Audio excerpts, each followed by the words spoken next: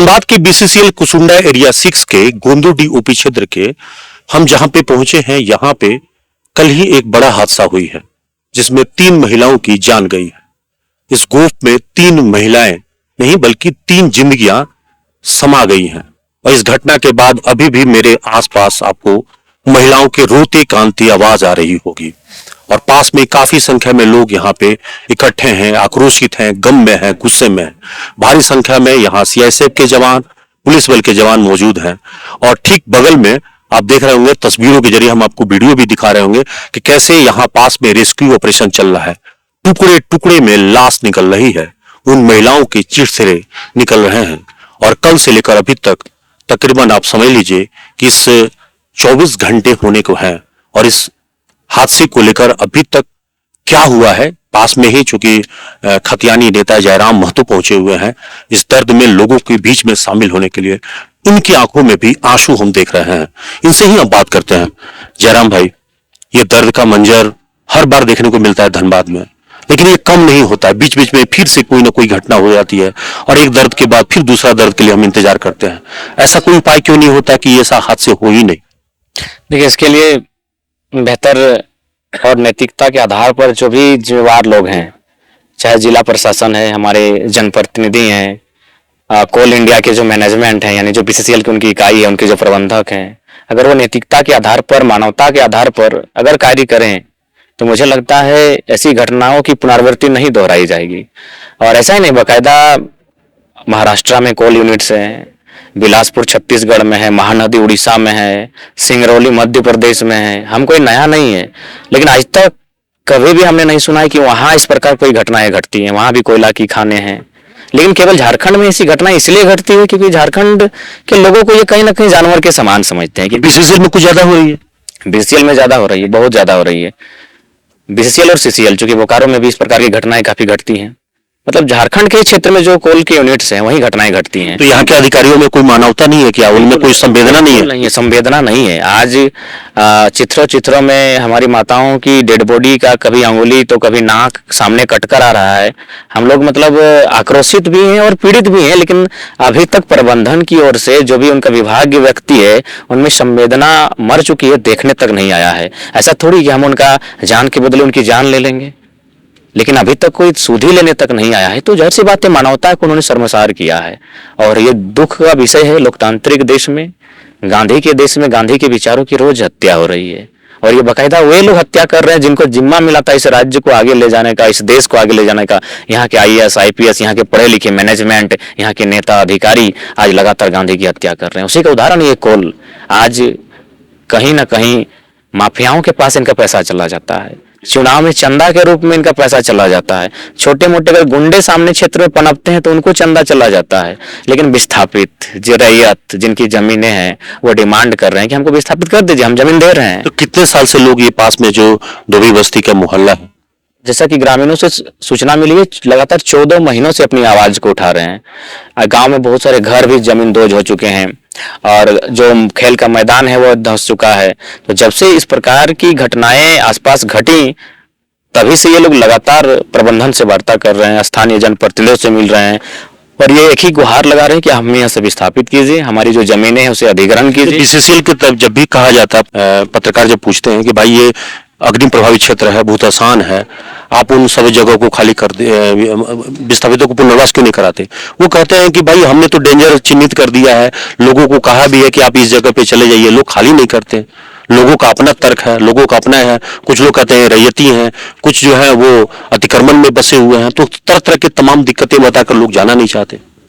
देखिए, सबसे पहली बात है कि मुझे लगता है इसकी ग्राउंड रिपोर्टिंग होनी चाहिए। बाकायदा उनको कहिए जिला प्रबंधन की टीम रहे, जिला प्रशासन की टीम रहे और जो ग्रामीण लोग रहे और लोकतंत्र के चौथे स्तंभ भी रहे और बिल्कुल कहाँ इनको विस्थापन किया गया है, कौन जगह दिया गया है, वहाँ क्या व्यवस्थाएं हैं, उसको ग्राउंड रिपोर्टिंग किया जाए। और देखिए, विस्थापन का मतलब 2 रूम का क्वार्टर नहीं होता है। विस्थापन का मतलब होता है जमीन का मुआवजा मिलना चाहिए, जो उस मुआवजे के बाद उसको नियोजन मिलना चाहिए। तो विस्थापन का प्रबंधन गलत अर्थ निकाल रही है। क्वार्टर देने से विस्थापन की प्रक्रिया पूरी नहीं होती है। विस्थापन की प्रक्रिया तभी पूरी होगी जब इनको इनका जमीन का मुआवजा मिलेगा। असल मुद्दा रोजगार का था, वो रोजगार नहीं मिलता, इसलिए कारण लोग वापस इस जगह को छोड़ना नहीं चाहते। नहीं, रोजगार नहीं, कहाँ रहेंगे? सबसे पहली बात है कहाँ रहेंगे, एक छोटे से क्वार्टर में अपना जीवन यापन तो संभव नहीं है। अगर मान के चलिए इनका जमीन का मुआवजा मिल जाएगा तो ये कहीं और शिफ्ट हो सकते हैं, या फिर किसी क्षेत्र में जाकर अपना 2-4 डिसमिल जमीन लेके अपनी जिंदगी को फिर से शुरू कर सकते हैं। तो इसलिए ये नहीं जाना चाहते हैं कि दो रूम के क्वार्टर में बाकी का भविष्य 5-6-7 फैमिली का मेंबर, छोटे छोटे बच्चे, इनको लेकर कहाँ जाएंगे। तो इसीलिए मेरा मानना है बीसीसीएल खासकर और ये क्षेत्र सुने, ये जो मैनेजर है इनको बहुत अवार्ड मिला है, बड़ा अवार्डी मैनेजर है। अच्छा, लेकिन उसके बावजूद इस बात का अवार्ड मिला है इसको? जाहिर सी बात है बेहतर कार्य किया होगा। तो जैसे जिसके क्षेत्र में इतना भूदासान हो रहा है, ये लोगों की जान जा रही है, अभी इस बात का अवार्ड मिल रहा है। तो वही हमें समझ में नहीं आ रहा है कि इसको अवार्डी लोग कहते हैं, और उस अवार्डी माने क्षेत्र के अंतर्गत आने वाले मैनेजर के क्षेत्र में इस प्रकार की बेईमानी की व्यवस्था है। तो कहीं ना कहीं हमें ये सवाल भी लगता है कि कहीं ना कहीं आज अवार्डी उन्हीं को बनाया जाता है जो आप लोगों को खुश कर सके, जो जितना षड्यंत्र और चालाक और धूर्त होता है उनको अवार्डी बनाया जाता है।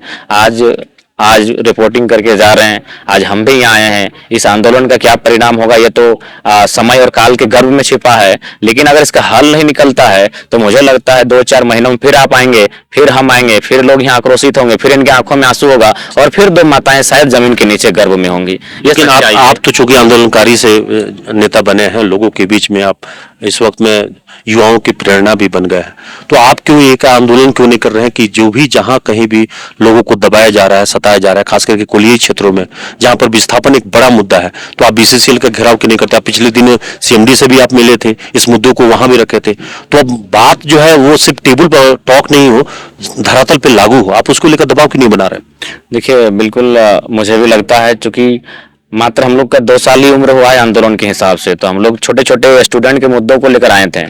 लेकिन जब हम लोग आए थे तो हमें ये आशा और अपेक्षा नहीं थी कि जनता की उम्मीदों पर हमें इतना बड़ा एक माने रिस्पॉन्सिबिलिटी मिलने वाला है, लोग इतनी बड़ी उम्मीद से हमारी ओर देखेंगे, इसकी हमने सपने में भी कल्पना नहीं किया था। हमसे एक छोटा सा स्टूडेंट है, स्टूडेंट के जो मूवमेंट है उसको, प्रोटेस्ट को हम लीड कर रहे हैं या फिर उसमें अपनी भागीदारी दे रहे हैं, लेकिन हमने कभी सपने में भी नहीं सोचा था कि हमको इतनी बड़ी जिम्मेवारी और लोग इस निगाहों से देखेंगे कि हमें इतने बड़े मुद्दों को लेकर आंदोलन करना होगा। तो चुनौतियां हैं, लेकिन चुनौतियों को स्वीकार करे वही युवा होते हैं, और हम लोग भविष्य में इसकी तैयारी करेंगे और निश्चय इस पर एक बृहद आंदोलन करेंगे। बड़ा मुद्दा यह है कि अब कोई भी कोलियरी बीसीसीएल का कम रह गया, ज्यादातर आउटसोर्सिंग हो गया, और आउटसोर्सिंग में माफिया तंत्र बहुत हावी है।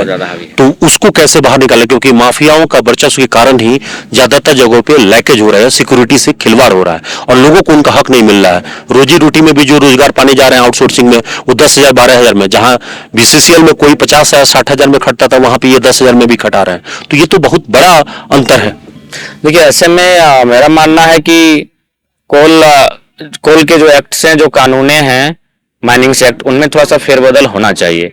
और चूंकि सभी चाहते हैं कि भारत देश महाशक्ति बने, तो ये देश महाशक्ति तभी बनेगा जब एक एक आम व्यक्ति महाशक्ति के रूप में, और महाशक्ति का मतलब है अर्थ से, अर्थ और शिक्षा से। आपकी शैक्षणिक व्यवस्था ठीक होनी चाहिए और आपकी आमदनी ठीक होनी चाहिए, तो देश महाशक्ति की ओर अग्रसर होगा। तो ऐसे में मुझे लगता है कानून ये बनना चाहिए कि खनिज की मालकियत जो रैयत हो या जिसके जमीन के खनिज हो उनको उसको दिया जाए, और बाकायदा गवर्नमेंट एक टीम गठित करे, उस टीम की निगरानी में अपना जिस ढंग से हो सके वो कोयला और खनिज की निकासी करे, और गवर्नमेंट को रॉयल्टी देते हुए उसमें क्या माफिया पनपने के चांसेस नहीं होंगे। तो कहीं ना कहीं माफिया अगर पनपा है तो इसमें गवर्नमेंट की नाकामी है, आज बीसीसीएल की नाकामी है। तो इसलिए बेहतर हो जिनकी जमीनें हैं, जिनके जमीनों पर खनिज है, उनको मालकियत दी जाए, वो जैसा होगा निकालेंगे और सरकार को रॉयल्टी देंगे, और बिल्कुल 4 हिस्सों में रॉयल्टी देंगे। हम तो चाहेंगे एक केंद्र की रॉयल्टी होगी, स्टेट की रॉयल्टी होगी, डिस्ट्रिक्ट की रॉयल्टी होगी, और हम तो प्रखंड रॉयल्टी की बात करते हैं। प्रखंड कार्यालय मैंने जो होगा, जिस तरह डीएमटी फंड होता है, तो ब्लॉक में बीएमटी फंड 4 प्रकार से रॉयल्टी दे, और लेकिन मालकियत रैयत को दिया जाए, इससे माफिया पनपने के चांसेस बहुत कम होंगे। 70% स्थानीय लोगों को रोजगार देने की जो बात कही गई थी मौजूदा सरकार के द्वारा कि भाई ऐसा कराया जाएगा, हो रहा है ये? नहीं, ये तो बिल्कुल भी अनुपालन नहीं हो रहा, ये केवल कागजों पर है, धरातल पर ऐसा कुछ भी नहीं है। तो फिलहाल आज बहुत ही गमगीन और बहुत पीड़ा किया। हम लोग खुद कुछ दिन पहले हम भी आए थे, 2 महीना पहले, प्रबंधन को हम बकायदा टेलीफोन सबके सामने बात किए जो भी कुसुंडा क्षेत्र के हैं। उन्होंने कहा नहीं, प्रक्रिया में है, प्रक्रिया में, पता नहीं हमारे कितनी लाशें गिरने के बाद ये प्रक्रिया उनकी पूरी होगी, ये पता नहीं चला। कितना मुआवजा मांग रहे हैं जो माताएं इस हादसे में मारी गई हैं, उनके लिए कितना मुआवजे की मांग की है आपने? अभी तक जिन आंदोलन में हम लोग शरीक हुए हैं, वेदांता में गए थे तो वहाँ 15-16 मिला, एमपीएल में भी 15-16 के आसपास था, यही आलफेलो कोल की घटना घटी तो उसमें 17 लाख था। तो उसी एवरेज में हम लोग 20 लाख प्रति माने व्यक्ति 20 लाख का मुआवजा ये हम लोग मांग करते हैं और तत्काल इस क्षेत्र को विस्थापित किया जाए। जो भी प्रक्रियाएं हैं कानूनी उनको बैठ के डिस्कशन करें, जिसमें प्रबंधन की उपस्थिति रहे, जिला प्रशासन की उपस्थिति रहे, क्योंकि जमीन का मामला है, या तो जो जिनका क्षेत्र आता है उस क्षेत्र के सीओ की उपस्थिति रहे और ग्रामीणों की एक डेलीगेटिंग टीम रहेगी जिसमें 5-7 सदस्य होंगे और उनके बीच इस निपटार कर लीजिए कि किनकी जमीनें हैं, नहीं है, क्या है, और इसके साथ विस्थापन की जो प्रक्रिया है उसे काफी कम समय लेते हैं, क्योंकि यहाँ जिंदगी सेकंड में गारंटी नहीं ले रही कि हम जिंदा रहेंगे कि नहीं। देखिए गांव की भी स्थिति आप देख सकते हैं, गांव भी जमीन के नीचे जा रहा है, तो यहाँ जिंदगी मतलब सांसें लोगों की अटकी हुई है। तो ऐसे में कम समय लेते हुए विस्थापन की प्रक्रिया को पूरा किया जाए। जी, तो जयराम बता रहे हैं कि विस्थापितों का पुनर्वास ही एकमात्र हल है। पास के ही जो पंचायत के यहाँ पे पंचायत के जो मुखिया पति हैं वो मौजूद है, उनसे हम बात कर लेते हैं। क्या नाम हुआ आपका? हमारा नाम महेश रजक हुआ। आपकी पत्नी मुखिया यहाँ? जी जी जी। तो ये जो लोग हैं ये सभी लोग जो हैं वो अनऑथराइज बसे हुए हैं या इनका रैयती जमीन है? रैयती जमीन 1960 का है। अच्छा, 1960 का। जी। कितने लोग हैं यहाँ पे बस? यहाँ तो 700-800 के बीच में लोग रहते हैं। कितने साल से आप लोग गुहार लगा रहे हैं कि भाई हमको बसाओ दूसरे? लोग 1.5-2 साल से गुहार लगा रहे, हम लोग विस्थापित किया जाए। विस्थापित 1.5 साल से हम लोग दौड़ रहे हैं, कभी डीसी पास, कभी सीओ पास, कभी आपका जीएम पास जाते बोलो काम हो रहा। आज वो जमीन दिखा दिए जी भुल्ली में कि आपको दिया जा रहा है, आपका काम कुछ भी नहीं किया जा रहा। अच्छा, हादसे के बाद कौन कौन आया अभी? जीएम नहीं आया, कोई पलट नहीं आया। तो अब क्या करेंगे आप लोग इसके बाद? हम लोग जब तक हम लोग को मुआवजा, उचित मुआवजा नहीं मिलेगा और जब तक विस्थापित नहीं करेगा तब तक हम लोग वहाँ से लाश को जाने नहीं देंगे, कोई कीमत में जाने नहीं देंगे। वार्ता के लिए प्रशासन के लोग यहाँ आप लोगों से कोई संपर्क नहीं किया? नहीं किया, कोई प्रशासन अभी वार्ता के लिए नहीं आया है, न कोई अभी हम लोग सुख दुख में शामिल हुए। देखिए, मुखिया पति बता रहे थे कि अभी तक प्रबंधन की ओर से कोई वार्ता के लिए आया नहीं है और स्वाभाविक रूप से इनकी मांग यही है कि जो पास के लोग हैं वो सन 1908 से ही यहाँ पे बसे हुए लोग हैं, यानी रैयती ज्यादा है, कोई यहाँ पे अतिक्रमणकारी नहीं है जिसे बीसीसी यूं ही कहीं उठा के दूसरे जगह भेज दे तो ये चले जाएंगे। ये चाहते हैं कि सम्मानित तरीके से यहाँ से वो दूसरे जगह उनको जमीन के बदले जमीन दे, नियोजन दे, तब ये सहर्ष रूप से किसी भी जगह पे जाने के लिए तैयार हैं। लेकिन सवाल है कि सारी समस्याओं का समाधान तो बैठ के ही हो सकता है और आखिर बीसीसी और प्रबंधन, जिला प्रशासन और जीआरडीए जो झरिया पुनर्वास विकास प्राधिकार बनाया गया है, ये आखिर किस लिए बना हुआ है? आखिर ये 1400 करोड़ रुपया खर्च किया जाना है, ये कहाँ होना है? और इसी सवाल का जवाब जिला प्रशासन और बीसीसीएल को देना हो कि आखिर उसकी नींद कब टूटेगी। सहयोगी रोहन के साथ अभिषेक कुमार, न्यूज़ एमपी, धनबाद।